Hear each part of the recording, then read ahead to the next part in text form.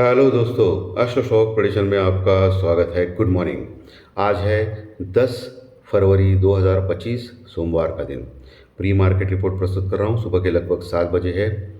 आज क्या हो सकता है मार्केट में, कौन से लेवल्स इंपॉर्टेंट है, कौन से स्टॉक्स इंटरेस्टेड है, इन सभी के बारे में हम लोग इस कार्यक्रम में डिस्कस करेंगे। प्लस न्यूज़ फ्लो क्या है, इस हफ्ते कौन से डाटाज इंपॉर्टेंट आने वाले हैं, इन भी सभी के बारे में हम लोग डिस्कस करेंगे। चैनल के डिस्क्रिप्शन बॉक्स में बिलो द टाइटल डिस्क्लेमर रखा है, इसको कृपया पढ़िए नहीं। एज पर डिस्क्लेमर, ये एजुकेशनल प्रोग्राम है। इसके तहत जो भी मैं बोल रहा हूँ ये मेरी पर्सनल राय है, मेरी खुद की राय है। आपके प्रॉफिट या लॉस, लाभ या हानि के लिए मैं और मेरा चैनल जिम्मेदार नहीं रहेंगे, रिस्पॉन्सिबल नहीं रहेंगे। ये प्लीज़ नोट करके रखिए। मेरा एस्ट्रो स्टॉक प्रेडिक्शन चैनल केवल और केवल सिर्फ और सिर्फ यूट्यूब पे ही अवेलेबल है, बाकी कहीं भी नहीं। ये भी नोट करके रखिए। और किसी भी इन्वेस्टमेंट या ट्रेडिंग के पहले शेयर मार्केट में आप किसी अच्छे फाइनेंशियल एडवाइज़र से कंसल्ट कर सकते हो, एडवाइस ले सकते हो, ताकि आपको लॉस ना हो। चलिए दोस्तों, शुरू करेंगे। दोस्तों, कल के वीडियो में मैंने क्लियर कट बोला था कि गिफ्ट निफ्टी के ऊपर भरोसा मत रखिए, क्योंकि दिल्ली इलेक्शंस में बीजेपी ने विक्ट्री यानी जीत हासिल की है, और इसीलिए आज मार्केट पॉजिटिव जाने के चांसेस ज़्यादा है। कल आप अगर देख सकते हो तो अपना जो गिफ्ट निफ्टी है वो 120 पॉइंट माइनस में दिखा रहा था, और आज सुबह अमेरिकन मार्केट यानी डाउ फ्यूचर प्लस में है। लगभग 100 पॉइंट प्लस में है डाउ फ्यूचर, जो शुक्रवार के सत्र में बड़ी गिरावट से क्लोज हो गया था 450 पॉइंट।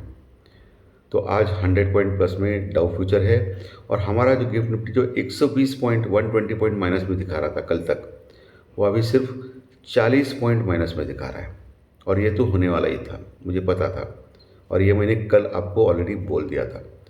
लेकिन तभी भी एक हल्का सा गैप डाउन से ओपन हो रहा है, यानी जिन्होंने भी पुट लिया रहेगा शुक्रवार के सत्र में, उनको आज ओपन होने के बाद थोड़ा बहुत फ़ायदा मिल सकता है, लेकिन पोजीशन में बने रह के कुछ फ़ायदा नहीं है।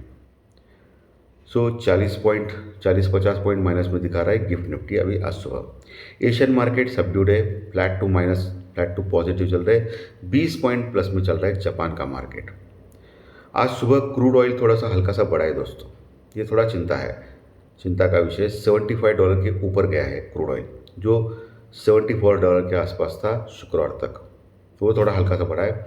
और सबसे बड़ा प्रॉब्लम अभी डॉलर इंडेक्स दे सकता है। अमेरिकन मार्केट का डॉलर इंडेक्स 108-109 के ऊपर अभी ट्रेड कर रहा है दोस्तों, जो 107 के पास आया था शुक्रवार के पहले, यानी काफ़ी बढ़ चुका है। और ये डॉलर इंडेक्स का बढ़ना, इसका मतलब हमारे जो इंडियन करेंसी है उसका घटना, यानी उसका घटना ये चिंता का विषय है। प्लस बाकी के जो स्टॉक्स है वो उसके ऊपर, यानी ग्लोबली मार्केट के ऊपर ये इसका असर डाल सकता है। डॉलर इंडेक्स का बढ़ना, डॉलर का स्ट्रेंथ होना, डॉलर का स्ट्रांग होना, क्योंकि बाकी की जो करेंसी है वो वीक होना चालू कर देती है, और इसीलिए हमारे मार्केट के ऊपर प्रेशर इस चीज़ के ऊपर आ सकता है। हालांकि डॉलर इंडेक्स का बढ़ना आईटी के स्टॉक्स के लिए अच्छा माना जाता है। सो आईटी के स्टॉक्स में स्पेशली इन्फोसिस, टीसीएस जैसे शेयर के ऊपर आपको ध्यान रखना है। आज कोई बाइंग और सेलिंग की कोई रिकमेंडेशन मैं नहीं दे रहा हूँ, लेकिन ये स्टॉक अभी इंटरेस्टिंग लग रहे हैं। ओके, तो डॉलर इंडेक्स का बढ़ना इन स्टॉक्स के लिए अच्छा माना जाता है, यानी आईटी के स्टॉक्स के लिए अच्छा माना जाता है। हमेशा ऐसा ही होगा ऐसा कुछ नहीं है, लेकिन बहुत बार देखा है कि डॉलर इंडेक्स बढ़ गया तो ये आईटी के स्टॉक्स थोड़ा हलचल में आते हैं। ठीक है, तो इसके ऊपर आपको ध्यान रखना है। 10 साल की बॉन्ड डील घटी है, तो 10 साल की बॉन्ड डील ठीक है। 10 साल की बॉन्ड डील घटना तो स्वाभाविक है, क्योंकि ऑलरेडी हमारा तो कोई संबंध नहीं है, लेकिन वहाँ तो अमेरिका में कोई अभी हलचल नहीं है। फेड के जो चेयरमैन हैं मिस्टर पॉवेल, ये हफ्ते बात करने वाले हैं, यानी भाषण देने वाले हैं। तो उन भाषण के ऊपर भी लोगों की नज़र है। प्लस इंडस्ट्रियल आउटपुट और बाकी के जो डाटाज है वो इस हफ्ते अमेरिका में रिलीज़ होने वाले हैं।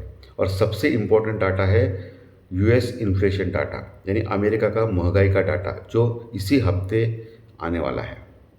ओके, जो मुझे लगता है कि गुरुवार के आसपास आ सकता है। सो इसके ऊपर आपको ध्यान रखना है, सबसे इम्पोर्टेंट। अगर इन्फ्लेशन बढ़ के आता है, महंगाई बढ़ के आती है, तो अमेरिकन मार्केट में बड़ा करेक्शन आने वाले दिनों में आ सकता है। और हमारे लिए सबसे इम्पोर्टेंट डाटा कौन से है? हमारे लिए इम्पोर्टेंट डाटा है हमारे महंगाई के आंकड़ा, सीपीआई इन्फ्लेशन डाटा, जो रिलीज़ होंगे 12 तारीख को, यानी बुधवार के दिन।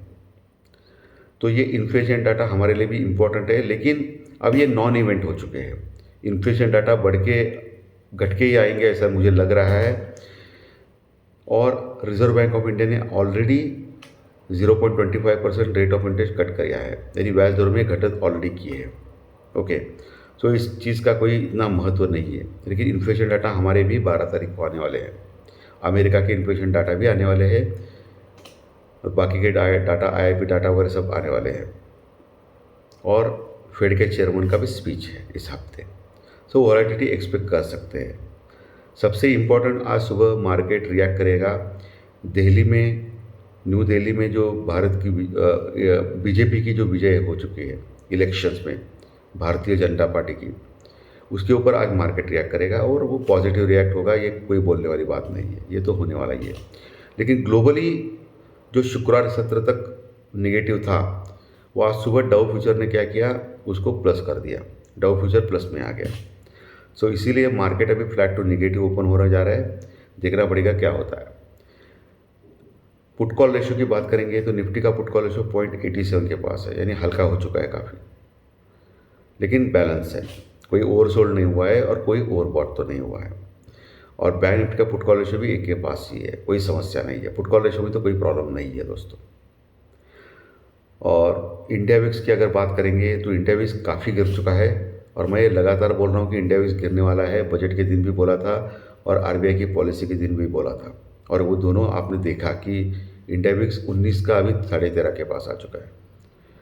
तो इंडिया विक्स काफ़ी घट चुका है, कॉल और पुट ऑप्शन के प्रीमियम काफ़ी घट चुके हैं दोस्तों। लेकिन मार्केट में अभी क्या हो रहा है कि ग्लोबली थोड़ा सा ख़राब है और हमारा लोकली अच्छा है। इसके लिए मार्केट फिर टाइम पास के रेंज में आ सकता है, एक कंसोलिडेशन फेज में आ सकता है। ये आप ध्यान रख सकते हो इस हफ्ते दोस्तों, क्योंकि क्वार्टरली रिजल्ट जो है बड़े बड़े कंपनीज के सभी लगभग डिक्लेयर हो चुके हैं। सो अभी कोई क्लूज़ नहीं है मार्केट को रिएक्ट करने के लिए। और अमेरिका के ऊपर ट्रम्प क्या अनाउंसमेंट करेंगे, इसके ऊपर ही सबकी नज़र है। सो एक कंसोलिडेशन रेंज में मार्केट रह सकता है ये हफ्ते दोस्तों, ये आप ध्यान में रखिए। बाकी एफआई की जो सेलिंग है वो काफ़ी कम हो चुकी है कैश मार्केट में। मैंने ऑलरेडी बोला है आपको कि 450 करोड़ की सिर्फ सेलिंग की है शुक्रवार के सत्र में, और 425 करोड़ की बाइंग डीआई ने की थी, यानी बहुत काफ़ी कम आ चुके हैं आंकड़े। लेकिन फ्यूचर्स में जो है वो अभी भी सेलिंग इंटैक्ट है एफआई की दोस्तों, ये आपको ध्यान में रखना है। और अभी भी उनका जो मेजर डाटा है निफ्टी और बैंक निफ्टी यानी इंडेक्स का, अभी भी उनको शॉर्ट्स बहुत सारे कवर करने हैं। ओके, अभी भी 70-75% वो शॉर्ट्स में है इंडेक्स में दोस्तों। ओके, तो अभी भी उनको काफ़ी कुछ कवर करना है मार्केट में एफआई को, ये आपको ध्यान में रखना है। ये आंकड़े सबसे इम्पोर्टेंट आंकड़े हैं दोस्तों। लेवल्स के ऊपर आते हैं। निफ्टी में आज 23,450 का लेवल आपको ध्यान में रखना है। क्लोज हो गया है 23,560 के ऊपर, 23,560 के ऊपर निफ्टी, लगभग 40 पॉइंट माइनस में। 23,450 अगर टूट जाता है तो नीचे 23,300, 350, 23,300 रॉक बॉटम सपोर्ट है निफ्टी में आज के सत्र के लिए। उसके नीचे गया गलती से तो 23,200, 250। क्लियर एकदम। ऊपर के लेवल कौन से इंपॉर्टेंट है? ऊपर के लेवल आपको 23,700, 750 एक रेजिस्टेंस लेवल हो सकता है आज के सत्र में, उसके ऊपर 23,800, 850।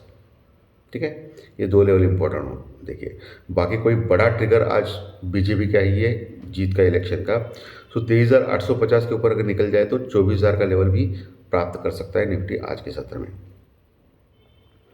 बैंक निफ्टी जो 50,160 के ऊपर क्लोज हो गया था कल के सत्र में, 220 पॉइंट माइनस में। सो नीचे 50,000 का एक अच्छा सपोर्ट है, जो आज हल्का सा गैप डाउन हो रहा है, जो 50,000 के आसपास खुल सकता है बैंक निफ्टी खुलने के लिए। लेकिन स्ट्रांग है बैंक निफ्टी, ये ध्यान में रखिए, निफ्टी से भी स्ट्रांग है बैंक निफ्टी। 50,000 के आसपास खुल सकता है, वहाँ देखिए आप सपोर्ट लेता है। सपोर्ट लिया तो अच्छी बात है, लेकिन सपोर्ट नहीं लिया तो फिर नीचे 49,800 850 का जो लेवल है वो एक मजबूत सपोर्ट है।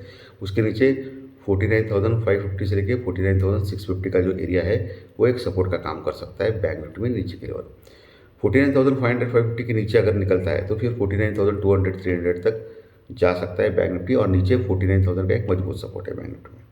ये आप ध्यान में रखिए, ये लेवल सपोर्ट रेजिस्टेंस।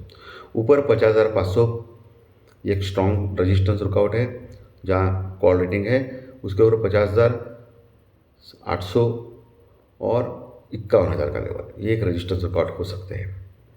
आज मैंने जैसे बोला थोड़ी देर पहले कि आईटी के स्टॉक्स इंटरेस्टिंग लग रहे हैं, उसमें हलचल हो सकती है आईटी के स्टॉक्स में। और ऑलरेडी एफएमसीजी सेक्टर जो है काफ़ी गिर चुका है। ओके, जैसे आईटीसी का स्टॉक जो है काफ़ी गिर चुका है दोस्तों। ITC, Hindustan Unilever, Colgate, Dabur, तो ये सेक्टर्स अभी भी कोई हलचल नहीं दिखा रहे। तो इस सेक्टर्स जो बॉटम आउट का चांसेस अभी बढ़ रहा है। तो आने वाले दिनों में अगर अनसर्टेनिटी बढ़ती है ग्लोबल मार्केट में तो ये सेक्टर्स में हलचल आ सकती है और ये सेक्टर्स बढ़ना चालू कर देते हैं। तो ये सेक्टर्स भी मुझे इंटरेस्टिंग लग रहे हैं दोस्तों। बाइंग सेलिंग की कोई रिकमेंडेशन मेरी ओर से नहीं है दोस्तों, और मैं करना भी नहीं चाहता हूँ। ये आपके फाइनेंशियल एडवाइजर से आपको कंसल्ट करना है। तो दोस्तों, आज का सेशन अच्छा लगा तो लाइक दबाइए, कमेंट बॉक्स में कमेंट लिखिए, और जो नए दर्शक पहली बार चैनल देख रहे हैं वो सब्सक्राइब बटन जरूर दबाएं ताकि आपको आने वाले सभी वीडियो इसी चैनल के ऊपर सिर्फ और सिर्फ यूट्यूब के ऊपर जरूर देखने मिलेंगे। धन्यवाद। फिर मिलेंगे ज्योतिष शास्त्र प्रेडिक्शन में शाम को। Thank you very much.